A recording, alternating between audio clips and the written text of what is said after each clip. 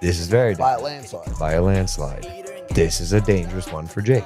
He needs to do it, though. This is a dangerous fight for Jake. The kid has got balls the size of Manhattan. Davis!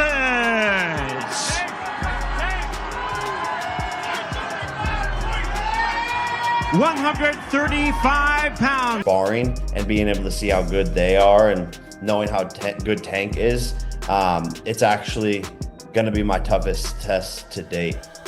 Logan Paul has raised serious concerns about his brother Jake stepping into the ring with a new and improved Gervonta Tank Davis.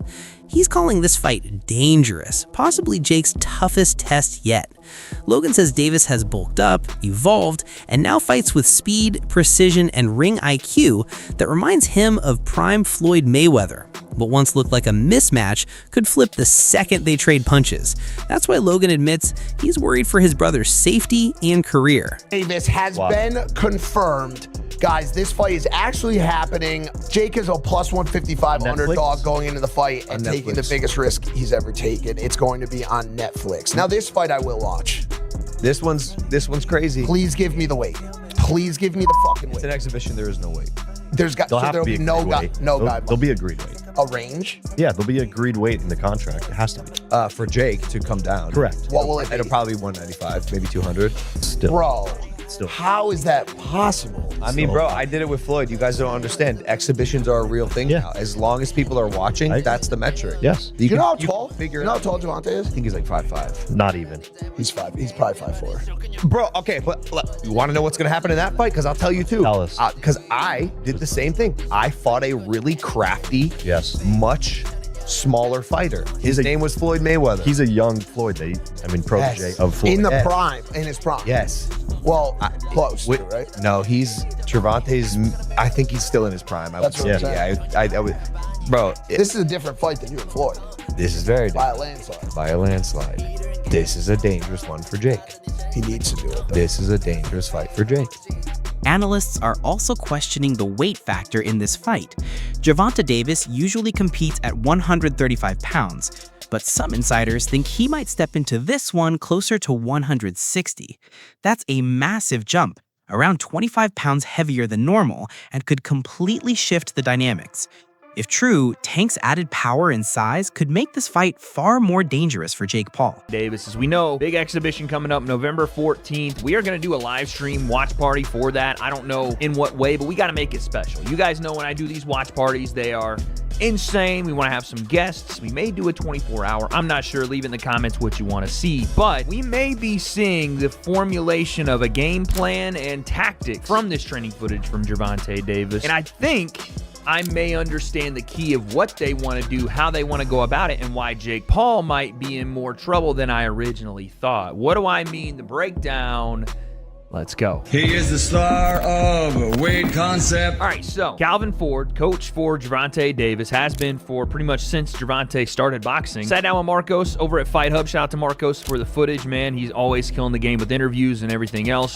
He sat down with Marcos, and they talked about Tank and potentially what he will do after the Jake fight, why he's doing the Jake fight, and what their biggest concerns are, which your biggest concerns end up being what you turn into your biggest weapons. The things you're most concerned about, you look to exploit because that's usually the other person's greatest strength, and behind it's their greatest weakness. So I'm going to take a look at this interview and show you guys why I think Jake might actually be in a little more trouble than I originally thought with this fight, and why I'm going to be more excited to see what Tank brings if the mindset is where I think it is. So how are we with everything, man? How's Tank been? In a good headspace, great headspace. Showbiz the Adult clarified that Tank Davis isn't the small lightweight many assume.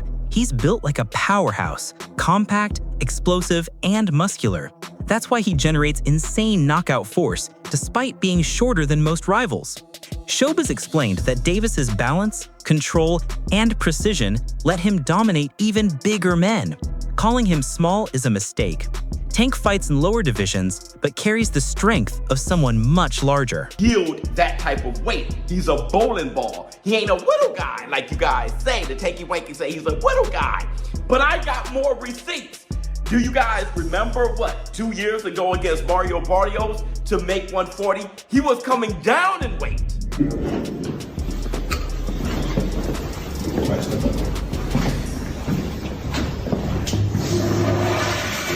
144.1. Weighing in at 144 plus.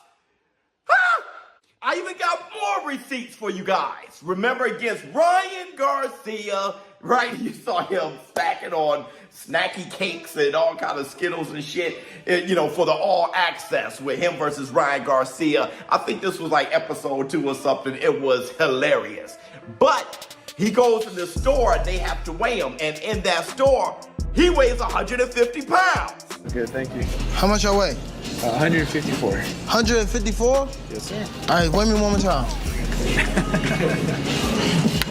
All right, 150. 150? What are they doing? All right, bet.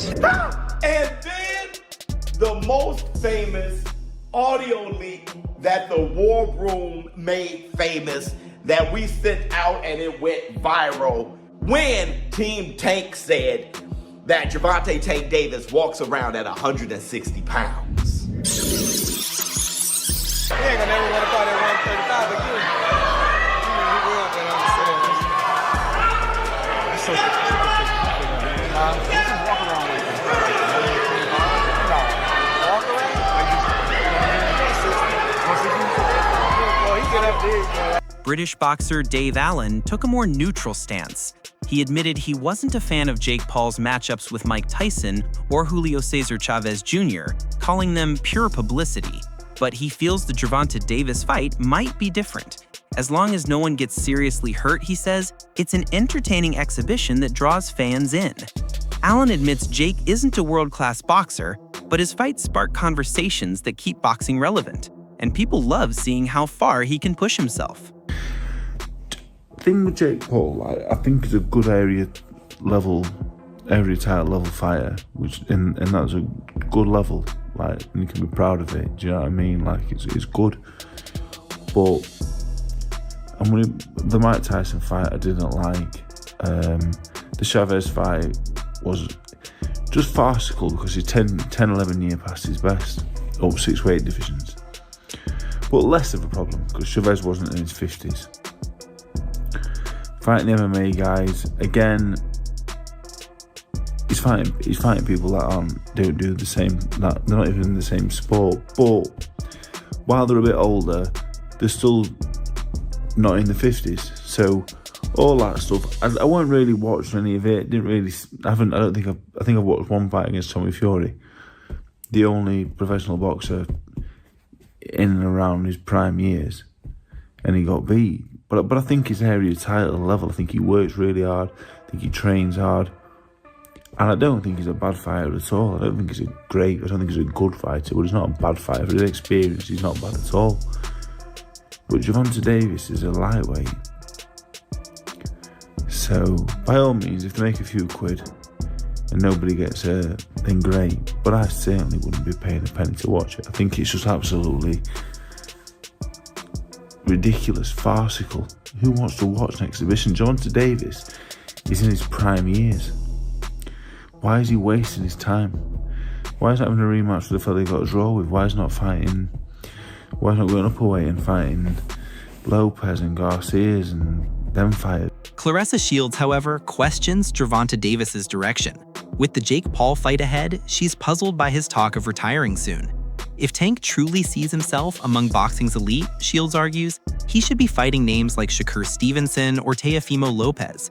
Critics say he's avoiding true competition for easy money bouts, but others remind fans that Davis has faced deep emotional struggles, ones that might be shaping his choices more than the public knows. Skills out this world. He's a scary dude. He's scary. Ain't no way he said he supposed to come back and get Shakur, Devin, Ryan, Teofimo, whoop all these. He like, I'm about to retire after I fight Jake.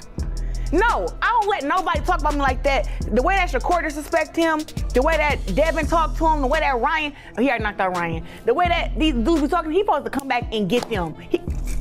He the man, right? He who everybody say is the best. I ain't leaving no food on the table. When I'm done boxing, I'm whooping all these girls.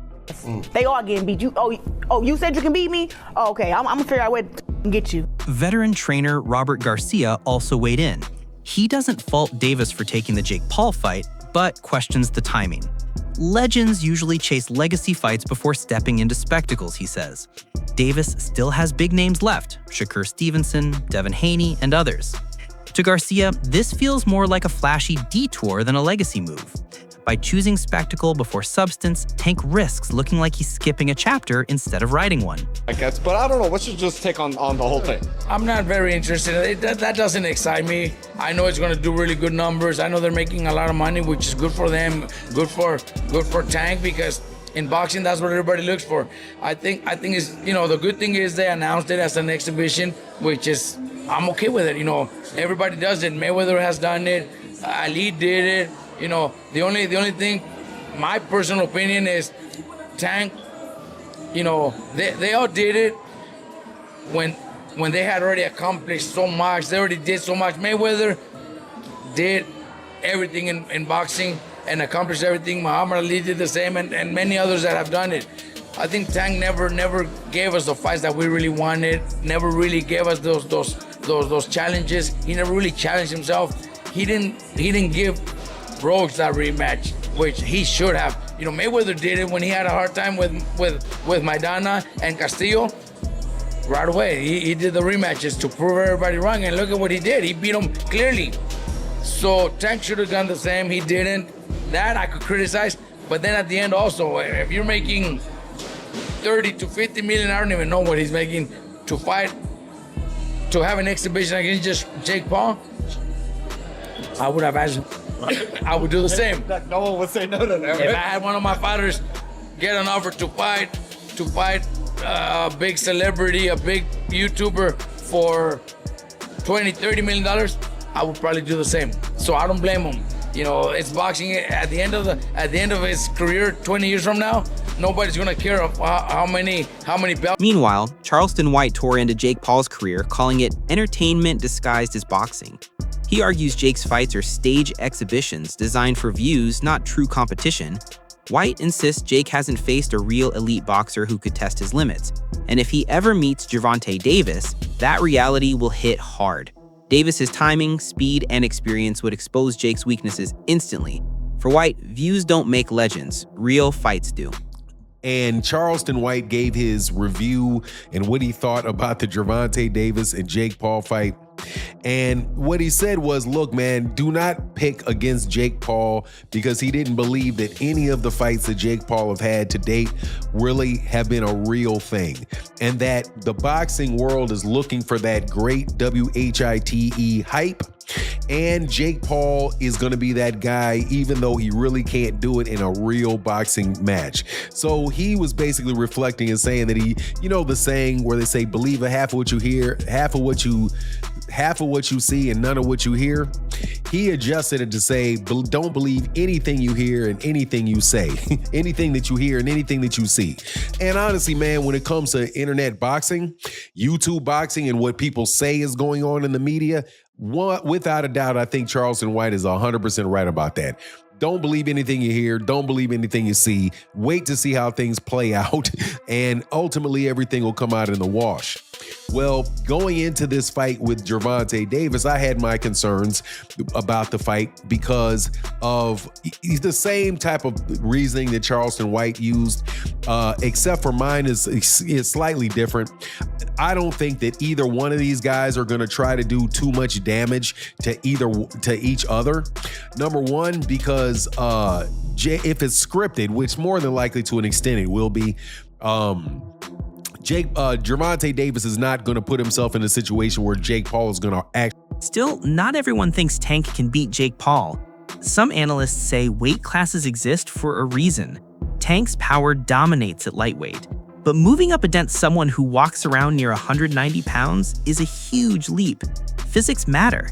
Jake's size, reach, and natural strength could absorb shots that would floor smaller fighters. Even if Tank lands clean, his power may not translate against someone Jake's size. Who will win in this fight? Jake Paul or Tank Davis? It's a legit question. And I actually want to really hear your thoughts on who do you think is going to win. Because I know what Vegas is saying, but I want to know what you think. Personally, I think Tank too little, bro. Yo, I think Tank too little. I'm so glad you have a brain on your fucking shoulder. I think Tank too little. I said, bro.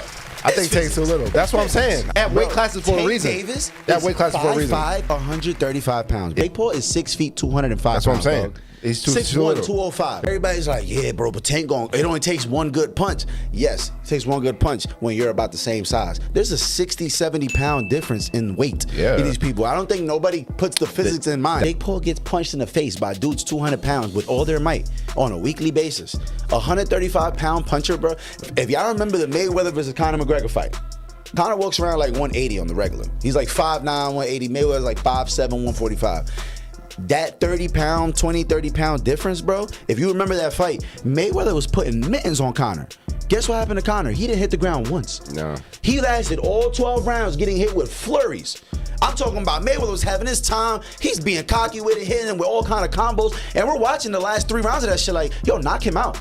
And you know what? He could not knock him out. Because Conor gets punched by people that are 170, 180 pounds on a regular. And just that 20, 30-pound difference, it was like impossible for him to do anything. And that's exactly what I feel like is going to happen with Jake and Tank. Despite all the skepticism, despite all the debate, fans can't get enough of Jake Paul's boxing story. Every fight he's in creates hype. Some tune in to cheer, others to see him lose. That unpredictability is what keeps boxing alive. Whether you love him or hate him, Jake brings drama, rivalries, and storylines that draw millions of eyes to the sport. Even old school fans admit, like it or not, Jake Paul keeps boxing exciting. Oh, this is bad for boxing. This is bad for boxing. Mate, calm down. Calm down. Honestly, I'm not a big fan of him, but he's bringing a lot of eyes to boxing. A lot of eyes to boxing. He's doing great for boxing. I don't care what everyone thinks. The weight difference is mad though. Lightweight to, God knows, cruiserweight or whatever the hell he is. Oh, Gervonta might get thumped up, you know. Hey, if he gets bashed up, I can never go on TikTok live again. The TikTok warriors are going to give me a hard time. They're going to say Jake Paul's undisputed. Oh my God, he's the best thing. Gervonta Davis's journey, though, is deeper than fame. It's about survival. Growing up in West Baltimore, facing neglect and chaos, he turned to boxing to escape. Those struggles still fuel him today. Every punch he throws is driven by the fear of going back to that life. So this fight isn't just spectacle versus skill, it's a moment that could define his legacy. Will Davis rise higher or risk his standing among purists by chasing a crossover payday? I like when it's all said and done and when you guys go off, they go into the next man. So if y'all can make a big payday, go get that payday. The sport of boxing don't love you. That's the problem with this sport. It's like, what Jake Paul did, man, it's crazy, but people getting paid off of it. Yeah. So if he can call any one of y'all out and y'all can get that payday, I say go get it, baby. I'm not mad at it. For me, and I'm not mad at this move at all for Tank Davis, but I think when it comes to boxing fans, there's an essence that comes with this sport, and it's an essence that hasn't been lost. What do you think? Is Gervonta Davis making a smart business move or skipping a vital chapter in his legacy? Let me know your thoughts down below.